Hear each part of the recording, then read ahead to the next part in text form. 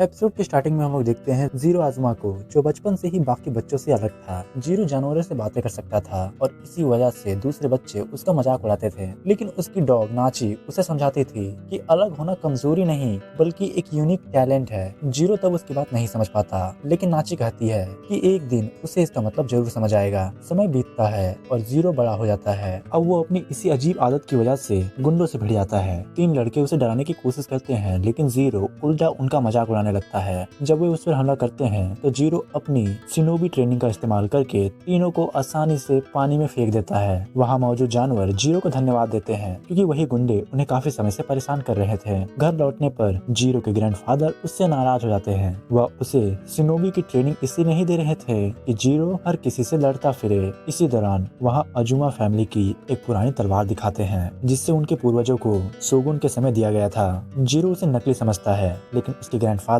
अपनी ताकत दिखाकर पूरे कमरे को तहस नहस कर देते हैं। बाद में जीरो घर ठीक कर रहा होता है, तभी एक क्रो उसे बताता है कि जंगल में एक बिल्ली बुरी तरह घायल है। जीरो तुरंत वहाँ पहुँच जाता है और उस बिल्ली को अपने घर ले आता है। लेकिन जल्दी ही जीरो को पता चलता है कि ये कोई साधारण बिल्ली नहीं है। बिल्ली अचानक इंसानों की तरह बात करने लगती है और अपना नाम बताती है, राघव। वह खुद को एक मोनोनोकी यानी एक इमॉर्टल बीइंग बताती है, जो जरूरत के हिसाब से जानवर या इंसान का रूप ले सकता है। राघव बताता है कि कुछ दूसरे मोनोनोकी उसे अपने साथ मिलाना चाहते थे, लेकिन उसने उनकी मदद करने से इनकार कर दिया। इसके बाद उन्होंने उस पर हमला कर दिया। जीरो को राघव की कहानी अजीब जरूर लगती है, लेकिन वह उस पर भरोसा करता है। आखिरकार वह खुद जानवरों से बात कर सकता है। राघव को जीरो की ये बात और भी अजीब लगती है कि एक इंसान बिना किसी ट्रेनिंग, बिना किसी एक्सपेक्टल एनर्जी के उसकी भाषा समझ सकता है। इसी दौरान जीरो को अपनी पुरानी डॉग नाची याद आती है। नाची हमेशा उसे समझाती थी कि दूसरों की मदद करना उसका यूनिक गिफ्ट है और उसे इस गिफ्ट को दूसरों के साथ शेयर करना चाहिए। लेकिन राघव अपनी असली हालत छिपाकर रात में जीरो से दूर जाने लगता है। जीरो उसका पीछा करता है और उससे कहता है कि दोबारा मरने की बात मत करना।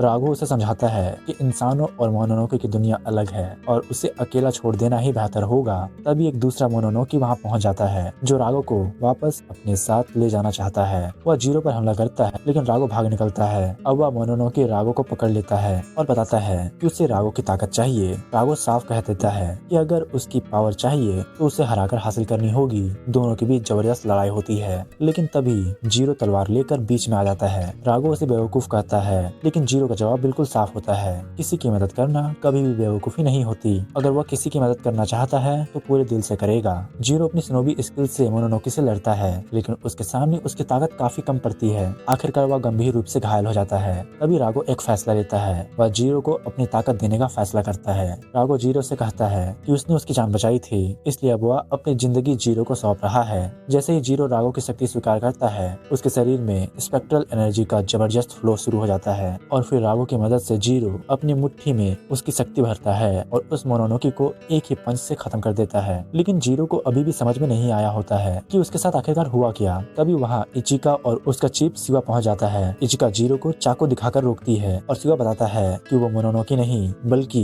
ब्यूरो ऑफ सुपरनैचुरल इन्वेस्टिगेशन से है। उसके मुताबिक जीरो अब सिर्फ एक साधारण इंसान नहीं रहा, उसकी नई शक्ति और राघव दोनों ही मोनोनोकी के साथ उनकी लड़ाई में बेहद महत्वपूर्ण है। जीरो विरोध करता है, लेकिन इचिका उसे बेहोश कर देती है। शिवा फैसला करता है कि जीरो को पहले अस्पताल ले जाकर उसकी जांच की जाए और इसी के साथ एपिसोड 1 खत्म हो जाता है। एपिसोड की शुरुआत में जीरो को ब्यूरो के लोग अस्पताल ले जा रहे होते हैं। उन्हें डर होता है कि कहीं राघव के साथ फ्यूज की वजह से जीरो उन पर हमला ना कर दे। अस्पताल में होश आने के बाद जीरो को पता चलता है कि वह करीब 1.5 दिन से बेहोश है। तभी शिवा और इचिका उसे बताते हैं कि वे ब्यूरो ऑफ स्पोनेज से हैं। शिवा समझाता है कि यह संगठन मेजी रेस्टोरेशन के बाद बने पुराने ओनिवा बांध से जुड़ा हुआ है और इसका काम अंडरकवर इंटेलिजेंस के साथ साथ मोनोनोकी को ढूंढना और खत्म करना भी है। लेकिन उनकी सबसे बड़ी चिंता जीरो है। कुछ समय पहले ब्यूरो की एक फैसिलिटी पर मोनोनोकी के एक ग्रुप ने हमला किया था और वहां मौजूद एक सील को तोड़ दिया गया था। वही सील अब राघव और जीरो के फ्यूज के रूप में जीरो के अंदर मौजूद है। शिवा साफ कहता है कि अभी यह पता नहीं कि इस फ्यूजन को कैसे तोड़ा जाए, इसलिए जीरो को ब्यूरो प्रोटेक्शन में रखा जाएगा। लेकिन जीरो को अपने ग्रैंडपा की चिंता होती है। वह किसी की बात नहीं मानता और अस्पताल से भागने का फैसला करता है। क्रोस की मदद से वह गाइस का ध्यान भटकाता है और वहाँ से निकल जाता है। जीरो सबसे पहले अपने घर पहुँचता है, क्योंकि उसे पूरा पूरा भरोसा है कि उसके ग्रैंडफादर उसकी बात जरूर समझेंगे। लेकिन वहाँ पहुँचते ही कहानी पूरी तरह पलट जाती है। उसके ग्रैंडपा उसे एक सुनसान जगह पर ले जाते हैं और अचानक उस पर हमला कर देते हैं। जीरो को समझ नहीं आता कि आखिर हो क्या रहा है। तभी उसके ग्रैंडपा बताते हैं कि उन्हें शिवा से पूरी सच्चाई पता चल चुकी है और सबसे बड़ा झटका तब लगता है जब वो बताते हैं कि वह खुद भी ब्यूरो ऑफ स्पोनेज के सदस्य रह चुके हैं। उन्हें पता है कि मोनोनोकी और ब्यूरो दोनों जीरो और रागो की ताकत का इस्तेमाल करना चाहेंगे, इसलिए वो फैसला कर चुके हैं कि ऐसा होने देने से पहले वह जीरो और रागो दोनों को खत्म कर देंगे। जीरो अपने ग्रैंडपा को समझाने की कोशिश करता है, लेकिन उनके लिए यह सिर्फ एक लड़ाई नहीं है। वह अजुमा फैमिली की उस मार्शल आर्ट का इस्तेमाल करते हैं जिसे उनके फैमिली ने कई पीढ़ियों से परफेक्ट किया है। उनके मुताबिक यह ऐसी कला है जो इंसान और मोनोनोकी दोनों के लिए जानलेवा हो सकती है। जीरो उनके सामने टिक नहीं पाता। उनके ग्रैंडपा लगातार हमला करते हैं और जीरो बुरी तरह घायल होने लगता है। रागो भी उसकी मदद करने के लिए आगे आता है, लेकिन जीरो उसे एब्जॉर्ब कर लेता है। अब वो ये लड़ाई खुद लड़ना चाहता है। इसी बीच उसके ग्रैंडपा को जीरो का बचपन याद आता है। बचपन में जीरो ने एक घायल बिल्ली को बचाने के लिए पेड़ से छलांग लगा दी थी, जबकि उसे ठीक से पेड़ पर चढ़ना भी नहीं आता था। उसके ग्रैंडपा ने उसे बचाया और समझाया था कि सिर्फ किसी की मदद करने की इच्छा काफी नहीं होती। अगर तुम्हारे पास स्ट्रेंथ और रिजॉल्व नहीं है तो दूसरों की मदद करना सिर्फ लापरवाही बन जाता है। लेकिन जीरो ने तब भी हार नहीं मानी थी और आज वही बात उसके ग्रैंडपा के सामने फिर खड़ी थी। ग्रैंडपा उस पर दोबारा हमला करते हैं। जीरो उनके मुक्के को रोकने के बजाय अपना सिर उनके मुक्के से टकरा देता है ताकि उसकी ताकत को कम कर सके। फिर भी वह हवा में उछल जाता है और उसके सिर से खून निकलने लगता है, लेकिन जीरो अब भी खड़ा रहता है। वह अपने ग्रैंडपा से कहता है कि शायद वह सही थे, उसके अंदर अभी भी पर्याप्त स्ट्रेंथ नहीं है, लेकिन अब वह अकेला भी नहीं है, उसके पास राघव है। जीरो राघव से वही तकनीक इस्तेमाल करने को कहता है जिसकी मदद से उन्होंने पिछले एपिसोड में मोनोनोकी को हराया था। तभी उसके ग्रैंडपा को असली बात समझ आती है। जीरो इंसान और मोनोनोकी में फर्क नहीं करता। अगर कोई मुसीबत में है तो वह उसकी मदद करेगा, चाहे सामने वाला कोई भी हो। यही जीरो का असली रिजॉल्व है। आखिरकार उसके ग्रैंडपा लड़ना बंद कर देते हैं और मान जाते हैं कि जीरो अपनी राह खुद चुन सकता है। बाद में जीरो राघव से माफी मांगता है कि उसने उसे अपनी लड़ाई में घसीटा। राघव भी उसे समझाता है कि हर इंसान की एक लिमिट होती है और उसे बार बार मौत के करीब नहीं जाना चाहिए। फिर राघव वादा करता है कि जरूरत पड़ने पर वह जीरो को अपनी ताकत जरूर देगा। जीरो पहली बार उसे अपना पार्टनर कहता है, लेकिन असली सरप्राइज अभी भी बाकी है। जीरो के ग्रैंडपा और शिवा के बीच बातचीत में पता चलता है कि ब्यूरो ने फैसला कर लिया है कि जीरो को अपने संगठन में शामिल किया जाएगा, क्योंकि मोनोनोकी से बात कर सकने और अब राघव की ताकत से जुड़ने वाला इंसान उनके लिए बेहद जरूरी है। और सबसे मजेदार बात, जीरो को अभी तक इस फैसले की भनक भी नहीं है। वो बाथरूम में बैठा अपने ग्रैंडपा से सावन मांग रहा होता है और इसी के साथ एपिसोड 2 भी खत्म हो जाता है। एपिसोड 3 के शुरुआत में जीरो ब्यूरो जाने के लिए पैकिंग कर रहा होता है। राघव उसे पूछता है कि क्या वह सच में वहां जाना चाहता है, क्योंकि हो सकता है उसके बाद वह कभी वापस ना आ पाए। लेकिन जीरो समझाता है कि अब डरने का कोई फायदा नहीं और उसे अपनी जिंदगी में आगे बढ़ना ही होगा। तभी इचिका उसे लेने पहुंच जाती है। वह साफ कहती है वो जीरो की बॉडीगार्ड होने के साथ साथ उस पर नजर भी रखेगी ताकि वह पिछली बार की तरह भाग ना सके। ट्रक में बैठते ही इचिका जीरो के हाथ में हथकड़ी लगा देती है। जीरो इसका कारण पूछता है तो इचिका बताती है कि अब वह पूरी तरह इंसान नहीं रहा, वह हाफ ह्यूमन और हाफ मोनोनोकी है और ब्यूरो के लिए मोनोनोकी प्राइमरी टारगेट है, इसलिए वह उसे कैदी की तरह ट्रीट कर रही है। राघव भी इचिका का मजाक उड़ाता है कि इतनी छोटी लड़की उनकी सुरक्षा कैसे करेगी, लेकिन इचिका ट्रक की बॉडी पर सिर्फ एक मुक्का मारकर अपनी ताकत दिखा देती है। तभी राघव समझ आता है कि उसे कम आंकना बहुत बड़ी गलती होगी, लेकिन रास्ते में अचानक चारों तरफ घना फॉग फैल जाता है। इचिका को तुरंत एहसास होता है कि वो एक स्पेक्ट्रल जोन में प्रवेश कर चुके हैं। यह एक ऐसी जगह है जो सामान्य भौतिक दुनिया से अलग होती है और जिसे मोनोनोकी की दुनिया भी कहा जाता है। अचानक एक मोनोनोकी ट्रक पर हमला कर देती है और ड्राइवर समेत एक यात्री भी मारा जाता है। इचिका जीरो को अंदर रहने का आदेश देकर बाहर निकलती है। वहाँ उसका सामना 2 मोनोनोकी से होता है। एक बहुत मोटा और भारी शरीर वाला है जिसकी त्वचा पत्थर जैसी मजबूत है, जबकि दूसरा बेहद तेज है। इचिका तुरंत उनकी कमजोरी समझने लगती है और दोनों से अकेला लड़ना शुरू कर देती है। पर तभी भारी मोनोनोकी का हमला इतना ताकतवर होता है कि उसका मुक्का पूरे ट्रक को 2 हिस्सों में तोड़ देता है और जीरो बाहर गिर जाता है। राघव जीरो को समझाता है कि ये दोनों साधारण मोनोनोकी नहीं है और उन्हें राघव की तलाश है। कुछ ही देर में दुश्मन जीरो को देखकर पहचान लेता है कि वह राघव के साथ फ्यूज हो चुका है। वे उसे जिंदा ही पकड़ने के लिए आए थे, लेकिन खुद उसे अपना शिकार बनाना चाहते थे। जीरो इचिका से अपनी हथकड़ियां खोलने के लिए कहता है ताकि वह लड़ाई में उसकी मदद कर सके, लेकिन इचिका मोनोनोकी से नफरत करती है और जीरो पर भी पूरी तरह भरोसा नहीं करती। तभी उसे अपना बचपन याद आता है। बचपन में उसकी माँ को एक मोनोनोकी ने मार दिया था। इसके बावजूद इचिका ने अपने पिता से वादा किया था वह किस्मचिंग क्लैन की सक्सेसर बनेगी और अपने परिवार का नाम रोशन करेगी। जीरो उसे उसकी जिम्मेदारी याद दिलाता है। वह कहता है कि अगर वह सच में एक प्रोफेशनल है तो इस समय अपनी निजी नफरत को अलग रखकर उसे बचाना होगा। आखिरकार इचिका फैसला करती है और जीरो की हथकड़ियां खोल देती है। भारी मोनोनोके जैसे ही हमला करता है, जीरो रागो के साथ फ्यूज होकर उसकी ताकत का इस्तेमाल करता है और एक ही मुक्के में उसे हरा देता है। दूसरे मोनोनोके को संभालने की जिम्मेदारी इचिका लेती है और वह उसे भी खत्म कर देती है। स्पेक्ट्रल जोन से बाहर आने के बाद इचिका जीरो को धन्यवाद देने से साफ मना कर देती है।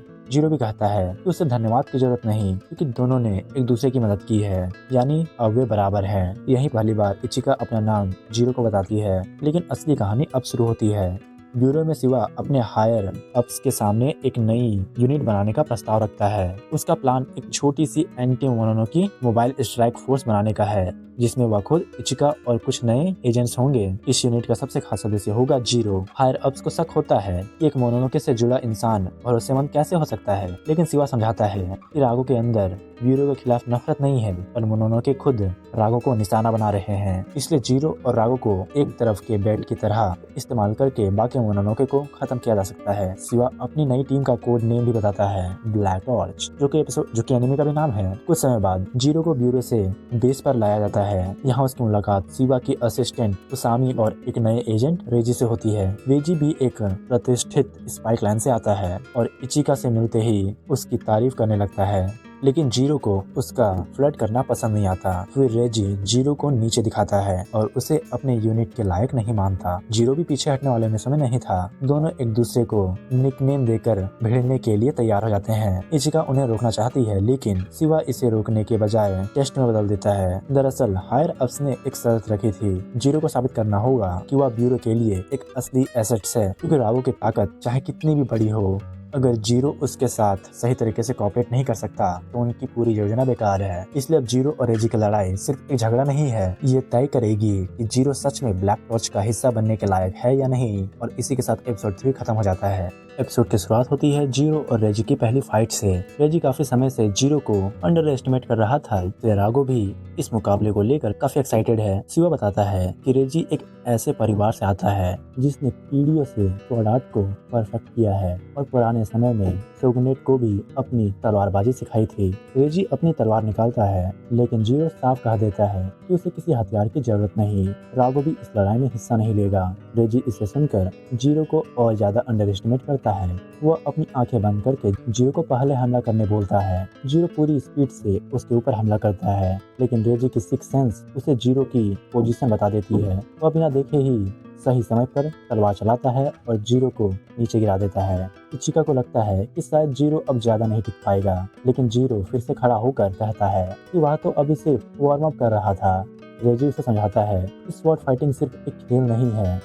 उसके परिवार ने इस आर्ट को कई पीढ़ियों के बलिदान के बाद परफेक्ट किया है और इसका असली मकसद मारना है। अब रेजी पूरी तरह सीरियस हो जाता है। जीरो दोबारा उसकी तरफ दौड़ता है। रेजी जैसे ही तलवार से हमला करता है, अचानक उसकी तलवार टूट जाती है और जीरो उसे जोरदार पंच मार देता है। रेजी हैरान रह जाता है। जीरो ने पहली भिड़ंत में ही उसकी स्ट्राइकिंग डिस्टेंस और अटैक पैटर्न समझ लिया था। उसने रेजी की स्विंग को पहले से पढ़कर सही समय पर उसकी तलवार के कमजोर पॉइंट पर हमला किया था। अब दोनों तलवार और ताकत की जगह सीधे हाथों से लड़ना शुरू कर देते हैं। काफी देर तक लड़ने के बाद दोनों ही बेहोश हो जाते हैं और जब होश आता है तो रेजी मुकाबले को ड्रॉ मानता है। जीरो से जूस का कैन देता है और कहता है कि अगर रेजी शुरुआत से ही पूरी ताकत लगाता तो वह जीरो को पहले ही हरा सकता था। इसलिए असल में जीत रेजी की हुई, लेकिन जैसे ही रेजी जूस खोलता है, पूरा जूस उसके चेहरे पर गिर जाता है और जीरो उसका मजाक उड़ाने लगता है। रेजी भी कैन उसके मुंह पर फेंक देता है और दोनों फिर लड़ने लगते हैं। इस बीच सिवा और असामी तय करते हैं कि यह लड़ाई असली टेस्ट नहीं थी, असली टेस्ट फील्ड मिशन पर होगा, क्योंकि किसी भी एजेंट की असली क्षमता मिशन के दौरान ही पता चलती है। अगले दिन ब्लैक टॉर्च की टीम अपने पहले मिशन के लिए तैयार होती है। उन्हें खास क्वांटम कैमोफ्लेज यूनिफॉर्म दी जाती है। एक बटन दबाने पर वे सामान्य नागरिक जैसे दिखाई दे सकते हैं और 2 बार टैप करने पर स्टेल्थ मोड एक्टिव हो जाता है, जिसमें वे आम लोगों के लिए पूरी तरह इनविजिबल हो जाते हैं। उसके बाद टीम एक मंदिर पहुंचती है। जीरो को समझ नहीं आता कि उनका मिशन मंदिर में प्रार्थना करना है, लेकिन असल में यह मंदिर ब्यूरो की एक सीक्रेट फैसिलिटी है। शिवा उन्हें एक स्टोर रूम के अंदर ले जाता है जहाँ से वे नीचे एक बेहद खास जगह पहुँच जाते हैं। यह वही जगह है जहाँ कभी राघव को सील करके रखा गया था। पूरी सीलिंग फैसिलिटी दैट ओसिडियन नाम के दुर्लभ पत्थर से बनी है जो स्पेक्ट्रल एनर्जी को दबा देता है। मोनोनोके को ऐसे पत्थर के अंदर सील करना उनके लिए लगभग अनंत कैद जैसा होता है। जीरो राघव से पूछता है उसे यहाँ क्यों सील किया गया था, लेकिन राघव को अपनी पिछली जिंदगी की याद नहीं करनी। वह बताता है कि काफी लंबे समय तक सील रहने की वजह से उसकी पुरानी यादें लगभग खत्म हो चुकी है। फिर राघव उस दिन की घटना याद करता है जब उसे आजाद किया गया तो वहाँ कई मोनोनोके मौजूद थे। उनका लीडर राघव को पहले से जानता था और उसे ब्लैक स्टार ऑफ डूम और डिवोरर ऑफ द सन कहकर संबोधित करता था। उसने राघव से कहा कि समय बदल चुका है और अब मोनोनोके को अपनी पुरानी जगह वापस हासिल करने के लिए उसकी मदद चाहिए, लेकिन राघव ने उनकी मदद करने से इनकार कर दिया। उस लीडर ने इंसानों और ब्यूरो ऑफ पोनियत दोनों को अपना दुश्मन बताया था। इसके बाद राघव मौका देकर वहां से भाग गया था और जीरो और रेजी को 3 महत्वपूर्ण बातें समझाई जाती है। पहली, किसी ग्रुप ने राघव को जानबूझकर आजाद किया था। दूसरी, उनका लीडर राघव को पहले से जानता था। और तीसरी, वह इंसान और ब्यूरो दोनों से बदला लेना चाहता है। जीरो तुरंत सोचता है कि उन्हें दुश्मनों को ढूंढकर खत्म कर देना चाहिए, लेकिन रेजी उसे रोकता है। उनका मकसद सिर्फ लड़ना नहीं बल्कि अपने दुश्मनों की पहचान पता करना है। दोनों बहस कर रहे होते हैं कि अचानक वहीं रहस्यमयी आदमी सामने आ जाता है जिसे जीरो ने मंदिर के बाहर देखा था। वह राघव को पहचानता है और जीरो रेजी को उसके और राघव के बीच आने वाला कचरा कहता है। दोनों उस पर हमला करने की कोशिश करते हैं लेकिन वह अचानक गायब हो जाता है। अब जीरो को समझ आ जाता है कि उनके सामने एक और मोनोनोकी है। जीरो और रेजी तुरंत लड़ाई के लिए तैयार हो जाते हैं क्योंकि अगर वे इसे पकड़ लेते हैं तो शायद उन्हें अपने असली दुश्मन के बारे में कई जवाब मिल सकते हैं। लेकिन तभी दूसरी तरफ शिवा और इचिका स्टोर रूम के बाहर पहुंचते हैं और देखते हैं कि दरवाजे पर एक शक्तिशाली बैरियर लगा हुआ है। और तभी उनके सामने आती है एक बेहद महत्वपूर्ण शख्सियत, स्पेशल डिवीजन 1 की चीफ टोको। वह शिवा से कहती है कि उसे उम्मीद नहीं थी कि उसका पहला मिशन इतना दिलचस्प होगा।